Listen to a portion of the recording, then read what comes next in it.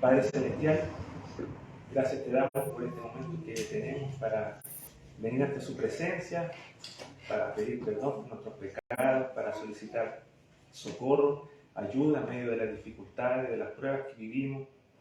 Señor, gracias porque tu presencia está aquí. No estamos, Señor, en presencia de un presidente de esta tierra. Estamos, Señor, junto a la presencia del Dios Creador, del universo, de todas las galaxias que nos creó a nosotros, del polvo de la tierra. Gracias, Señor, por esta oportunidad que tenemos. Bendice a cada uno de nosotros, que tu palabra pueda, Señor, penetrar en lo más profundo de nuestros corazones y almas y transformar nuestras vidas. Porque como cantábamos hace poco, tu palabra, Señor, vence la incredulidad. Ayúdanos, Señor. Te lo rogamos en el nombre de Cristo. Amén. Amén, hermanos. Es un gozo poder verlos en la casa de oración. Es grato poder ver caras conocidas, poder compartir con ustedes, conversar. Y quiero que me acompañen ahora al libro de Daniel, en el capítulo 3. Vamos a seguir con nuestra serie expositiva de este libro, del Antiguo Testamento. Daniel capítulo 3, un pasaje muy conocido en el Antiguo Testamento. ¿Ya? Daniel capítulo 3, si lo han encontrado, me confirman, me dicen amén. ¿Amén? Dice así: el rey Nabucodonosor hizo una estatua de oro cuya altura era de 60 codos y su anchura de 6 codos, y la levantó en el campo de Dura, en la provincia de Babilonia.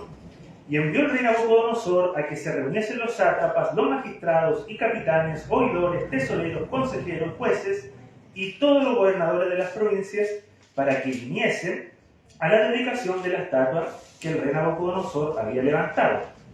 Fueron pues reunidos los sátrapas, magistrados, capitanes, oidores, tesoreros, consejeros, jueces y todos los gobernadores de las provincias a la dedicación de la estatua que el rey Nabucodonosor había levantado, y estaban en pie delante de la estatua que había levantado el rey Nabucodonosor. Y el pregonero anunciaba en alta voz: mándase a vosotros, oh pueblos, naciones y lenguas, que al oír el son de la bocina, de la flauta, del tamboril, del arpa, del salterio, de la zampoña y de todo instrumento de música, os postréis y adoréis la estatua de oro que el rey Nabucodonosor ha levantado. Y cualquiera que no se postre y adore, inmediatamente será echado dentro de un horno de fuego ardiendo.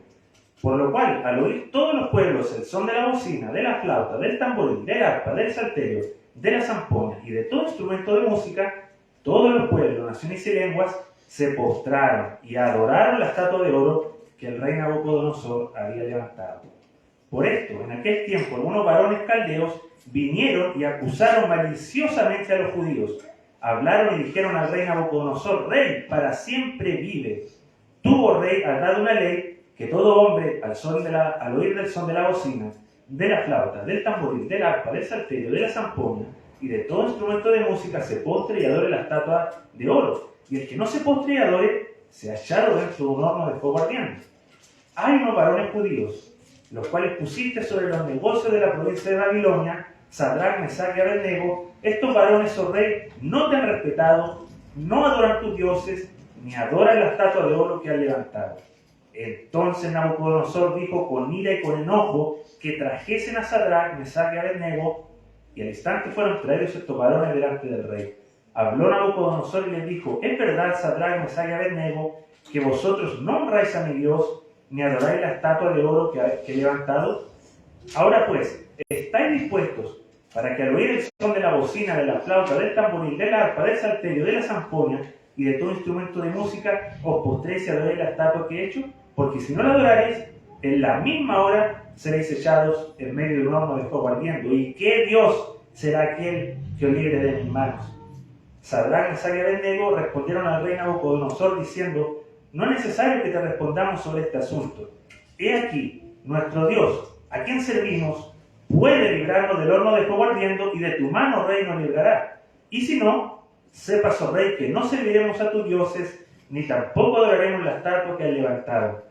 Entonces Nabucodonosor se llenó de ira y se demudó el aspecto de su rostro contra Sadrach, Mesach y Abednego, y ordenó que el horno se calentase 7 veces más de lo acostumbrado. Y mandó a hombres muy vigorosos que tenían su ejército que atasen a Sadrach, Mesach y Abednego para echarlos en el horno de fuego ardiendo. Entonces estos varones fueron atados con sus mantos, sus calzas, sus turbantes y sus vestidos, y fueron echados dentro del horno de fuego ardiendo. Y como la orden del rey era apremiante y lo habían calentado mucho, la llama del fuego mató a aquellos que habían alzado a Sadrach, Mesach y Abednego. Y estos tres varones, Sadrach, Mesach y Abednego, cayeron atados dentro del horno de fuego ardiendo. Entonces el rey Nabucodonosor se espantó y se levantó apresuradamente y dijo a los de su consejo: ¿no echaron a tres varones atados dentro del fuego? Ellos respondieron al rey: ¿es verdad, oh rey? Y él dijo: he aquí, yo veo 4 varones sueltos que se pasean en medio del fuego sin sufrir ningún daño, y el aspecto del cuarto es semejante a hijo de los dioses. Entonces Nabucodonosor se acercó a la puerta del horno de fuego ardiendo y dijo: Sadrach, Mesach y Abednego, siervos del Dios Altísimo, salid y venid. Entonces Sadrach, Mesach y Abednego salieron de medio del fuego, y se juntaron los sátrapas, los gobernadores, los capitanes, los consejeros del rey para mirar a estos varones, como el fuego no había tenido poder alguno sobre sus cuerpos, ni aun el cabello de sus cabezas se había quemado. Sus ropas estaban intactas y ni siquiera olor de fuego tenían. Entonces Nabucodonosor dijo: bendito sea el Dios de ellos, de Sadrach, Mesach y Abednego, que envió su ángel y libró a sus siervos que confiaron en él, y que no cumplieron el edicto del rey y entregaron sus cuerpos antes que servir y adorar a otro Dios que su Dios.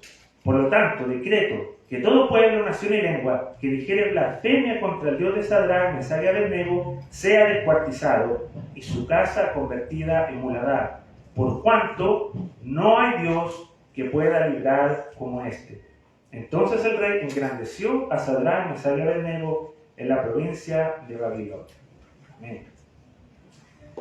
Hermanos, un capítulo memorable. Yo me recuerdo mucho de que este pasaje era uno de mis favoritos cuando yo era niño, y de hecho lo sigue siendo, está dentro de mis pasajes favoritos.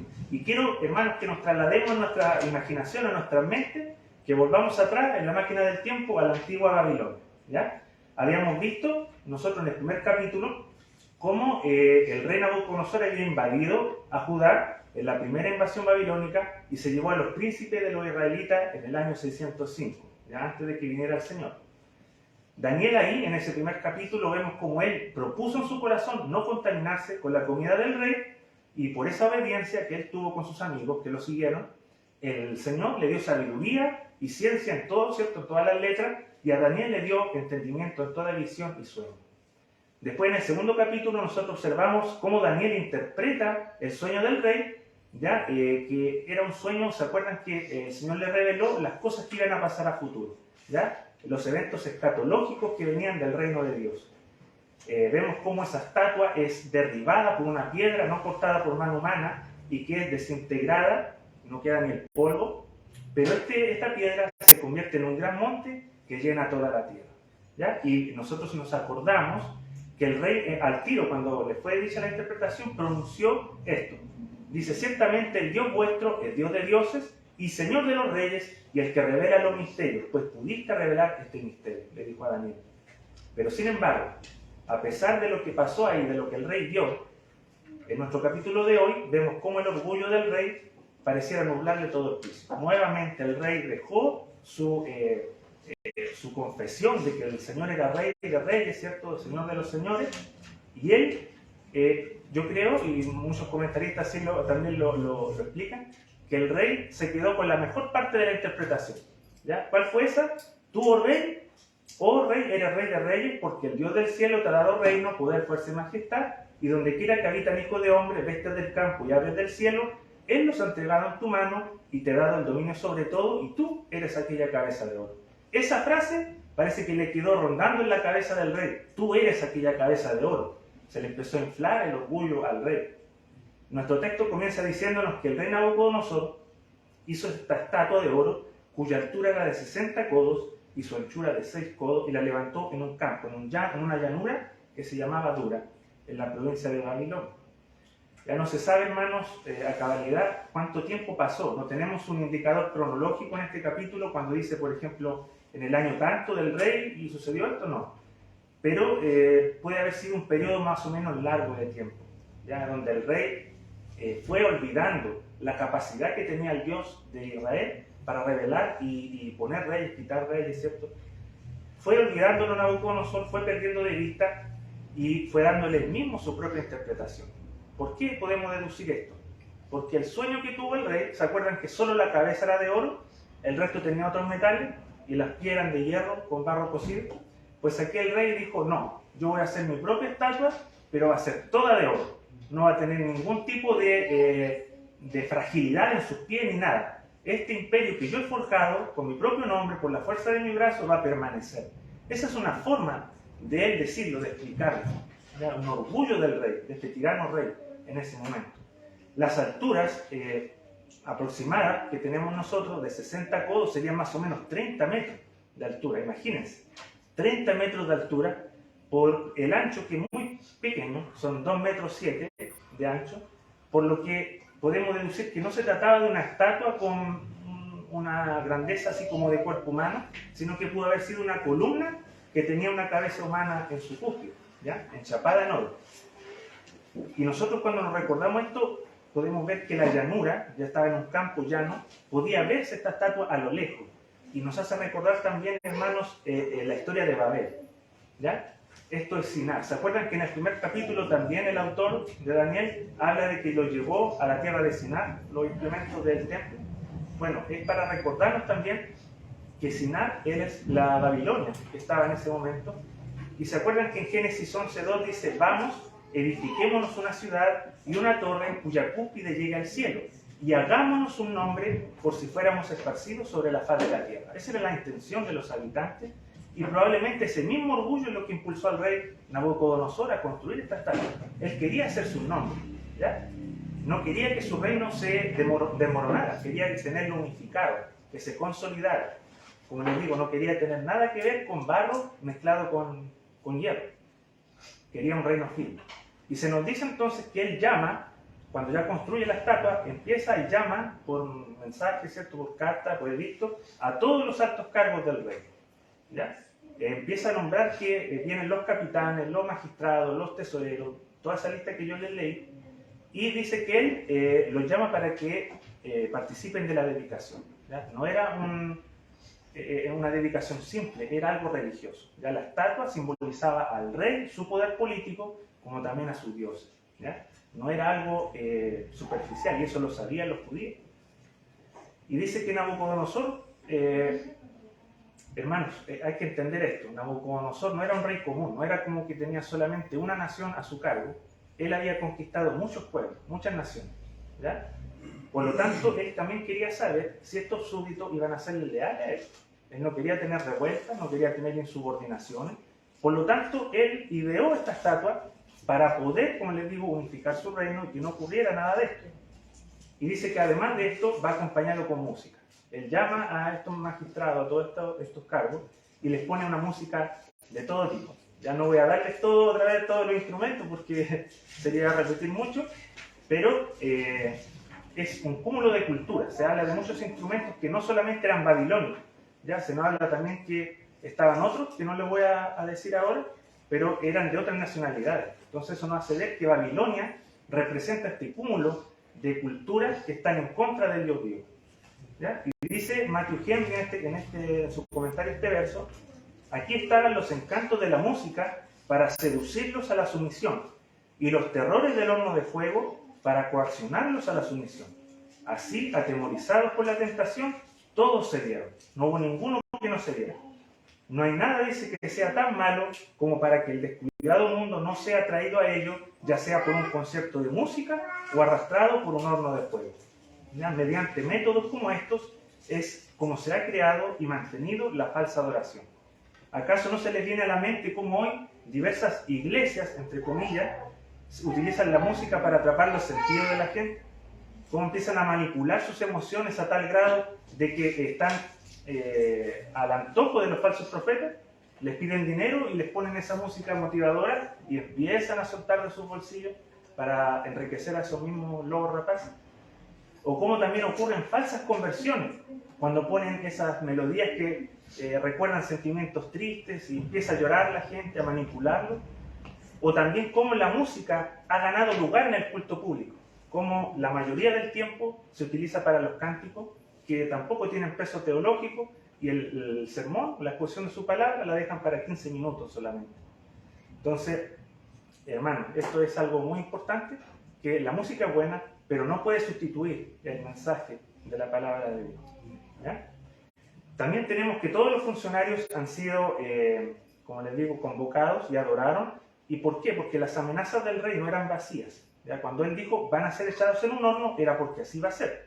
¿Ya? Nosotros tenemos un ejemplo en Jeremías 29 que nos habla de un caso así. Dice, así ha dicho Jehová de los ejércitos, Dios de Israel, acerca de Acab, hijo de Colaías, y acerca de Sedequías, hijo de Maasías, que os profetizan falsamente en mi nombre. Eran falsos profetas. ¿Ya?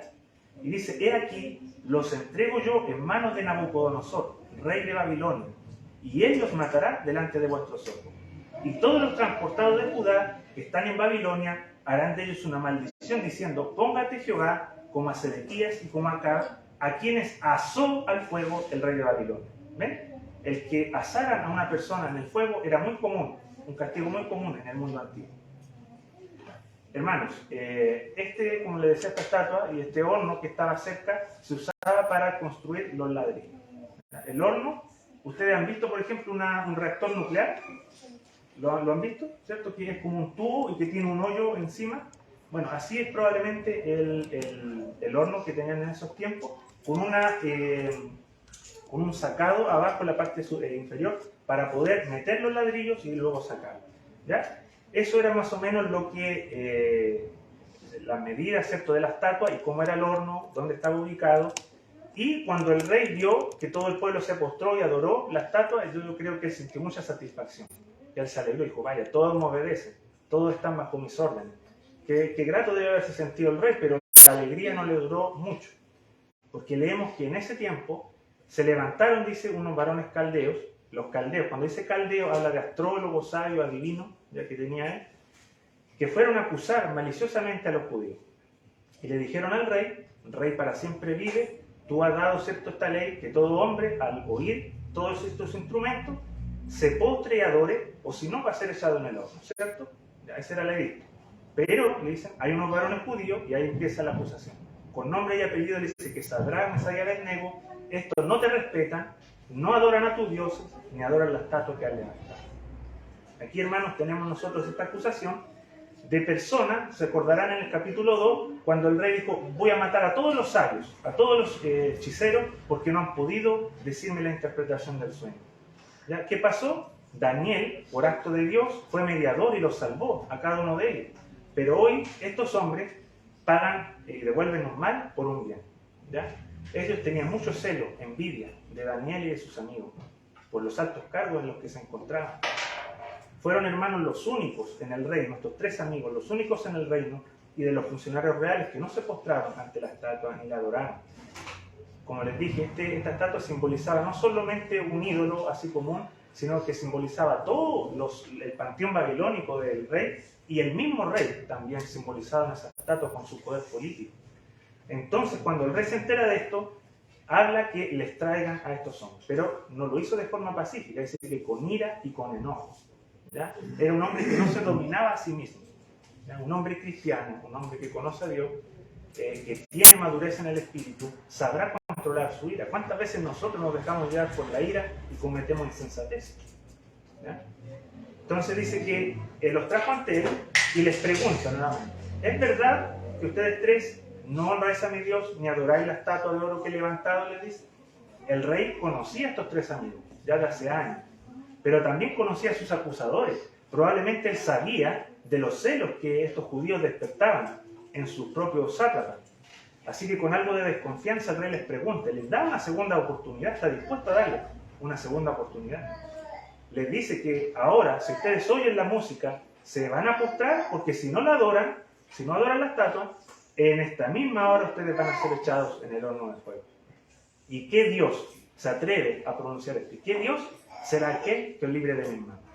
Vemos el orgullo de Nabucodonosor a un nivel tremendo, porque él se estaba poniendo como una divinidad, se estaba poniendo como que él tuviera el control sobre todo lo creado. ¿Qué Dios será aquel que os libre de mis manos? Qué fácil, hermanos, pudo haber sido para estos jóvenes. Yo me lo imagino, me pongo en el lugar de ellos. qué fácil pudo haber sido para ellos haberse inclinado. Si nadie los estaba viendo, no estaban sus padres, por ejemplo, para avergonzarse de ellos por lo que estaban haciendo. Total, era un pedazo de madera bañado en oro, no era un Dios real, nadie lo sabrá. Puede que algunos de los judíos apóstatas le hayan dicho, no le vas a hacer daño a nadie si te postras, hazlo, salva tu vida, no seas tonto. Pero no, la ley de Dios, hermano, estaba escrita en sus corazones, en sus mentes. Cuando dice, no te inclinarás a ellas por los ídolos, ni las honrarás, en Éxodo 25, y aparte de los 10 mandamientos. La decisión de estos 3 amigos no requirió que ellos lo meditaran durante días. A ver, vamos a pensarlo, rey, si lo vamos a hacer o no. No necesitó ponerlo a votación entre los 3. A ver, Sadrach, ¿qué dices tú? ¿Vamos, nos inclinamos o no? No. Estos 3 amigos tuvieron una respuesta firme y sólida. La fe de ellos estaba unida. ¿Ya? No necesitaron ponerlo a votación. ¿Y qué fue lo que dijeron? No es necesario que te respondamos sobre este asunto. He aquí, nuestro Dios a quien servimos puede librarnos del horno de fuego ardiendo, y de tu mano, rey, nos librará. Y si no, sepas, oh rey, que no serviremos a tus dioses, ni tampoco adoraremos la estatua que has levantado. Qué fantástica respuesta, hermano. Yo creo que esto debe ser una motivación a nosotros a tener esa misma clase de valor, de ese coraje que ellos tuvieron. ¿Ya? Esa es una demostración viva de fe en el Dios viviente. Tal vez ellos no estaban seguros si los libraría o no. Nunca antes en la historia de la Biblia habíamos tenido un ejemplo como este, en el que Dios librara del fuego al rojo vivo a alguna persona. ¿Ya? Había librado, por ejemplo, a los judíos de la esclavitud en Egipto, había librado de muchas otras maneras, pero a salvar a alguien del fuego no era algo que había ocurrido antes. Isaías 48:10 nos dice que Babilonia, el ser llevado exiliado a Babilonia, era como un horno de aflicción, ¿ya? Pero sacados de un horno literal nunca había ocurrido. Era algo que ellos iban a experimentar por sí mismos. Pero lo que sí ellos tenían seguro era de que su Dios es soberano. ¿Ya? Yo creo que este pasaje es fantástico para nosotros defender la soberanía de Dios. Muchos dicen, o cuando oramos, yo me acuerdo cuando oraba antes, también como que decretaba, decía, no, esto tiene que pasar, tienes que hacerlo como si yo mandara al Señor a que esto pasara. Pero aquí ellos hablan de que el Señor puede librarlo, como también puede que no. ¿Ya? Puede que el Señor nos dé una enfermedad, o puede que la quite, ¿cierto? O puede que no. ¿Ya? Entonces, hermanos, nosotros no mandamos, es el Señor quien manda, y Él puede librar o no hacerlo. ¿Ya? Ellos lo que sí hacen es que actúan con fidelidad y devoción a toda prueba. Eso no lo transan. Ellos son fieles a su Señor, a pesar de que su cuerpo puede ser muerto.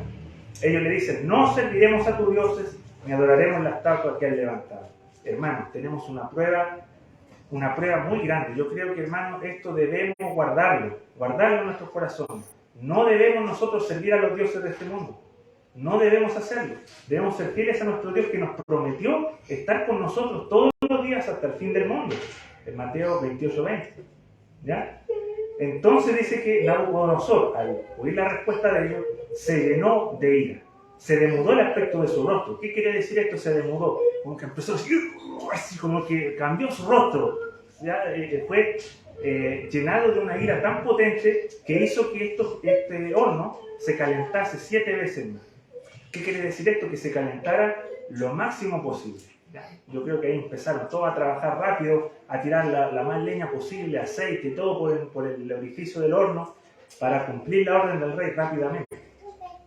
Y dice que las llamas que salían del horno fueron las que ocasionaron la muerte de los que el rey mandó a que tiraran a estos jóvenes. Ya eran hombres vigorosos de su ejército, que llevaban a lo mejor muy campantes, muy felices, estaban muy contentos de poder llevar a cabo el decreto del rey. Vamos a tirar a estos judíos desobedientes, rebeldes. Pero el castigo del Señor cayó sobre ellos enseguida. ¿Ya? Pareciera ser que no había escapatoria, hermanos, para estos 3 jóvenes. Ellos habían sido atados de manos, de piernas, ¿cierto? Por todo el lugar, con sus ropas puestas, con sus turbantes, con todo. No hubo tiempo de nada, de prepararlo, y fueron echados en el horno de fuego. Dios había prometido en Isaías 43:2, cuando pases por las aguas, yo estaré contigo, y si por los ríos no te anegarán, y cuando pases por el fuego no te quemarás, ni la llama arderá en ti. Ya en un sentido figurado, en un sentido simbólico, hablando Isaías aquí, pero ahora vamos a experimentar, y ellos lo experimentaron, esa salvación del fuego de una manera literal. ¿Ya? Y dice que el rey Nabucodonosor se espantó, ya los muchachos fueron arrojados al horno, pero por la parte de abajo del horno el rey se espantó porque empezó a ver algo que no escapó a todo juicio de lo que él estaba viendo. Dice que se espantó de tal forma que pudo verse un escalofrío haber recorrido su espalda, porque él sabía que habían echado 3 varones. Ya él sabía contar. ¿Ya? Habían echado 3 varones, pero ahora les pregunta a sus consejeros, porque tal vez no creían lo que sus ojos estaban viendo. ¿Será esto un sueño? El rey les dice que ve 4, no 3 hombres. ¿Qué está pasando aquí? Que están sueltos estos hombres. No lo habíamos echado atado, no tenían ellos cuerdas poderosas con las que lo habían amarrado, pero ahora estas cuerdas se habían deshecho con el fuego, pero estos hombres andan de pie en el fuego, se están paseando en medio del fuego. Pero lo más impactante de esta visión, hermanos, no fue eso. Para el rey fue el aspecto del 4º varón, que distaba mucho de ser terrestre. Era una visión celestial, una presencia del cielo mismo, que estaba ahí en medio del fuego. Hay varias posturas, hermanos, sobre la identidad de este 4º varón. Algunos dicen que solamente fue un ángel enviado del Señor, o también el Cristo preencarnado. Ya no, el texto no nos dice con claridad la identidad de este ser, pero de lo que sí podemos estar de acuerdo es que el Señor está con su pueblo, ¿sí? De que el Señor está con su pueblo, ¿ya? Eso es claro. Su presencia está literalmente ahí con ellos, como lo dice: cuando pases por el fuego, no te quemarás, ni las llamas verán. Y se cumplió literalmente lo que Isaías estaba diciendo. Matthew Henry dice al respecto: quienes sufren por Cristo tienen su misericordiosa presencia con ellos en su sufrimiento. Quienes sufren por Cristo, la presencia de Cristo está en medio de ellos. Aún en el horno de fuego, aún en el valle de sombra de muerte, y por consiguiente, aún allí, no necesitan temer mal alguno. Aquí, Cristo mostró que lo que se hace contra su pueblo, Él lo toma como hecho contra Él mismo. Quien los eche en el horno, está en efecto echándolo a Él. ¿Qué le dice el Señor Jesús a Pablo? Yo soy Jesús, a quien tú persigues. El que ataca al pueblo de Dios, ataca al Señor Jesucristo mismo. ¿Ya? Los tiraron al horno, pero el Señor estaba en el horno con ellos. Y vemos la respuesta del rey ante esta escena sobrenatural. Dice que el rey se acercó él mismo, personalmente, y dijo: Sadrach, Mesach y Abednego, siervos del Dios Altísimo, salid y venid. Entonces dice que ellos salieron del medio del fuego, muy campantes. El rey mismo en persona, hermanos, se acerca y se da cuenta en ese momento, yo creo en su corazón, en su mente, de que se había equivocado al arrojarlo, y los llama personalmente a salir. Ellos salieron, y hace rato, hermanos, ¿se acuerdan cuando leímos cuando él dice: ¿y qué Dios será aquel que os libre de mis manos? En ese momento él fue respondido, le llegó la respuesta. El Dios de Daniel, de Ananías, de Misael y de Azarías, el Dios Altísimo, pudo librar a sus siervos de las manos del tirano rey. Estos jóvenes no pensaron, hermanos, yo creo en ese momento que no pensaron que su historia iba a quedar registrada para nosotros hoy. El autor de Hebreo, en su lista de los héroes de la fe, incluye a aquellos que por fe apagaron la violencia del fuego, mientras corrían la carrera puestos los ojos en Jesús. ¿Se acuerdan de ese capítulo de Hebreos 11 y 12, donde nos habla, nos presenta el autor a diferentes personalidades del pueblo de Israel, que fueron hombres de fe, mujeres de fe? Así también nos muestra que ellos apagaron la violencia del fuego por la fe en Cristo. Hermanos, esto es increíble.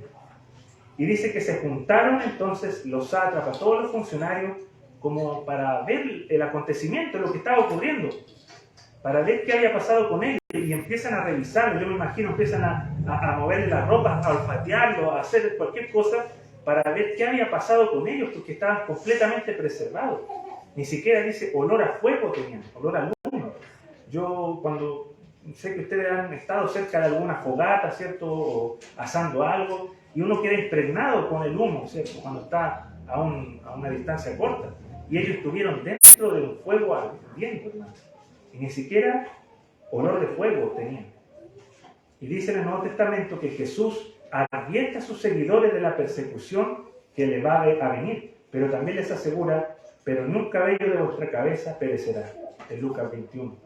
Dios salvó a sus hijos fieles incluso en el fuego abrasador, hermano. Dios estuvo con ellos en medio del fuego, porque pudo haberlo apagado, hermano, ¿cierto? El Señor puede decir ¡pum! Y se apaga el fuego y ellos no pasan nada. Pero Calvino escribe, Dios quería que el fuego ardiera a la vista de todos para hacer más visible el poder de esta liberación. Ya, Él quería que fuera algo magnífico, algo que todos pudieran verlo, para que su gloria, su nombre fuera enaltecido. ¿Ya? Que el Dios de Israel es el que manda. Los babilonios tenían al fuego también como un Dios. Entonces el ver que su Dios no podía consumir a los jóvenes hebreos fue como un golpe al panteón babilónico. El Dios de Israel controla el fuego. El pueblo en el exilio recobró esperanzas y su fe aumentó con esta historia. Yo creo eso, hermanos, que conocían los salmos cuando dice: el ángel del Señor acampa en torno a los que le temen, a su lado está para librarlos, dice el Salmo 34, en la Nueva Versión Internacional. Entonces dice que Nabucodonosor, en el último ya versículo para ir terminando, bendice al Dios de ellos, al Dios de Sadrach, Mesach y Abednego, que envió su ángel y los libró porque confiaron en él y no cumplieron la edicto del rey y entregaron sus cuerpos antes que servir y adorar a otro Dios que es su Dios. El rey engrandece, hermanos, al Dios vivo con sus palabras, nuevamente como lo había hecho en el capítulo 2, pero esto no significa que el rey se haya convertido todavía, ¿ya? No llegamos aún a eso. Los reyes antiguos, los reyes paganos, siempre engrandecían a los otros dioses. Él era politeísta, Nabucodonosor, y reconocía un poder en el Dios de los hebreos, pero todavía no tenía un encuentro personal, ¿ya? Engrandece al Dios de ellos y engrandece también a los amigos, ¿ya? Los pone, ¿cierto?, en los negocios, en la administración del reino, porque ellos confiaron en su Dios en las buenas y en las malas. Porque cuán fácil es confiar en nuestro Dios cuando estamos en lo bueno, ¿cierto? Cuando tenemos salud, cuando tenemos comida, cuando tenemos trabajo, cuando tenemos múltiples cosas, ¿cierto? Estamos alegres. Es muy fácil confiar en el Señor, es muy fácil decir, sí, yo soy cristiano. Pero cuando llega el horno de aflicción, cuando llega la prueba, ahí necesitamos coraje y pedirle al Señor que nos ayude para confesar su nombre, así como lo hicieron estos jóvenes. El relato nos anima, hermanos, igual a nosotros hoy, como lo animó al pueblo en el exilio, a huir de la idolatría, ¿ya? A huir de la idolatría, a permanecer fieles a Dios, incluso aunque nos cueste la vida, hermano, incluso hasta la muerte, seguirle a Él. Ahora no tenemos dioses como los de Babilonia, no tenemos en la esquina a Marduk o a Abel que están y que tenemos que inclinarnos, ¿cierto?, de adorarlos, no. Pero tenemos dioses que igual son seductores y atrapan, son devastadores. Por ejemplo, la mal llamada ciencia, una ciencia que niega a Dios, que lo saca de toda ecuación, o la dependencia total al Estado, la gente que ve al Estado como su benefactor, su proveedor, su salvador. O también el amor a la riqueza, un ídolo muy común. El placer de todo tipo, también conocido como el hedonismo. O las ideologías de todo tipo que llaman sumisión a ellas, o si no, mueren. Son parte de algunos de los ídolos modernos. No debemos nosotros, hermanos, ceder a ellos. No cedamos ante ninguno de ellos, ni tampoco a los ídolos que nuestro propio corazón fabrica. Nosotros fabricamos ídolos, pero como locos, y nos idolatramos a nosotros mismos muchas veces. Cuidémonos de ellos. Hermanos, nosotros debemos amar al Señor nuestro Dios con todo el corazón, y con toda el alma, y con toda la mente, y amar a nuestro prójimo como a nosotros mismos. Eso nos enseña el Señor. Si el Estado nos exige lealtad absoluta, ¿cuál es nuestra respuesta? No, no serviremos a tus dioses. Esa es nuestra respuesta. Huyamos de la idolatría. Juan nos dice, hijitos, guardados de los ídolos. Es su primera carta. Aún más, hermanos, hay otra cosa más importante en esta historia, que nos presenta una tipología sobre la obra redentora de nuestro Salvador Jesucristo. En la plenitud de los tiempos, Dios envió a su único Hijo para salvar a su pueblo de otro horno de fuego. La iglesia de Cristo hoy, nosotros, también estamos en el exilio. Yo quiero que así nos veamos, así vete, hermano, pensando que yo estoy en el exilio. No estoy en mi mundo, no estoy en mi hogar. Estamos exiliados. ¿Qué nos dice el Señor en Juan 17:16? Mis seguidores no son del mundo, como tampoco yo soy del mundo. Jesús, hermano, nos va a salvar de nuestro exilio en este mundo de pecado. Va a llegar un día en que ya no vamos a estar aquí. Pero aún más nos va a salvar de un horno de fuego más devastador. El Hijo del Hombre enviará, dice, a sus ángeles y recogerán de su reino a todos los que sirven de tropiezo y a los que hacen iniquidad y los echarán en el horno de fuego. Allí será el lloro y el crujir de dientes. Entonces los justos resplandecerán como el sol en el reino de su Padre. Eso dice Mateo 13, 41 al 43. Jesús, hermanos, vino a salvar a su pueblo del fuego eterno del infierno. Un fuego que no se apaga. El fuego del horno que experimentaron Sadrach, Mesach y Abednego, si no le echaban más leña, se apagaba en un par de horas. Pero el horno de fuego del infierno no tendrá fin. No tendrá fin. Su tormento será eterno. El gusano ahí no muere. El Jesús resucitado declara en Apocalipsis: estuve muerto, mas he aquí vivo por los siglos de los siglos. Amén. Y tengo las llaves de la muerte y del Hades, del infierno. Teme al que puede echar tu alma y cuerpo en el infierno.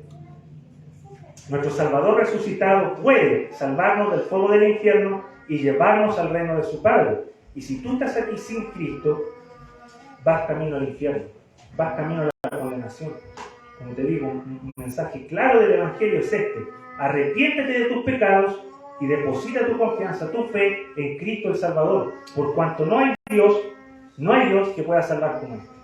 Amén. Que el Señor nos bendiga, hermano. Vamos a orar. Padre Celestial, gracias te damos por tu palabra santa, que nos insta cada día más a cuidarnos, Señor, de los ídolos. Cuán propensos somos nosotros en nuestros corazones a fabricarnos ídolos, a servir a los ídolos. Tal vez no lo decimos de boca, no adoramos imágenes talladas, no tenemos en nuestras casas esculturas, pero sí, Señor, somos propensos a crear nuestros propios ídolos de nosotros mismos, de nuestras familias, de personas, de personajes, de predicadores o de distintas clases de cosas terrenales. Ayúdanos, Señor, para poder huir de la idolatría y seguirte fielmente como hicieron estos tres jóvenes, para poder poner nuestra mira en las cosas de arriba, no en las de la tierra, para poder ser fieles a ti en medio de la dificultad, del horno de aflicción. Gracias te damos por Cristo nuestro Señor, quien fue enviado para tomar nuestro lugar y librarnos del horno, del fuego del infierno eterno. Gracias, Señor, por tu Hijo Jesucristo. Gracias, Padre, por enviarlo en la plenitud de los tiempos. Gracias, muchas gracias, infinitas gracias, porque a través de Cristo nosotros tenemos esperanza de vida eterna, salvación y remisión de nuestros pecados. Gracias te damos, Señor, que tu palabra cale profundo en nuestras almas, que nos ayude, que nos inspire, que nos aliente, que nos exhorte a poder vivir vida santa. Señor, te adoramos a ti porque tú eres el Dios verdadero, porque no hay Dios que pueda librar como tú. Gracias, Señor, te damos. Toca los corazones de los no regenerados. Levanta, Señor, un pueblo fiel, que te sirve y te tema a pesar de las pruebas y dificultades que puedan venir. Ayúdanos, Señor, te lo rogamos en el nombre de Cristo nuestro Señor. Amén. Dios bendiga.